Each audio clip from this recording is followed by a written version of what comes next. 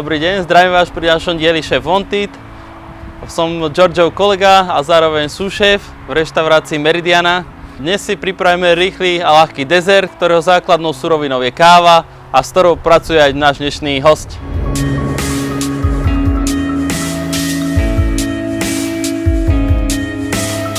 Takže dnes budeme s tou našou kávou pokračovať a urobíme si kávovú penu alebo coffee mousse.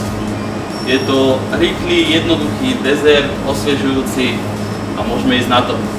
Takže začneme, máme tu naše suroviny, našu kávu, ktorú použijeme do dezertu, mascarpone krém, práškový cukor a smotanu. Mascarpone sme vymiešali s cukrom, pridáme roztopenú čokoládu, pridáme kávu.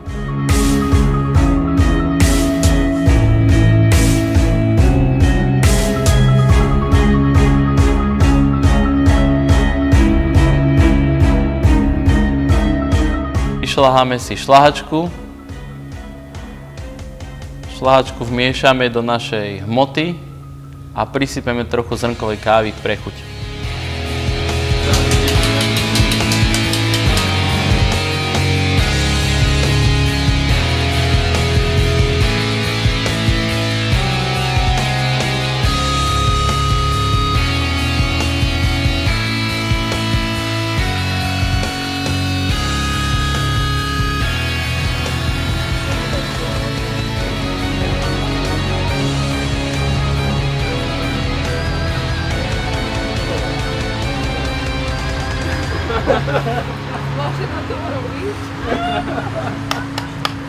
Tak dúfam, že sa vám dnešný dezert páčil.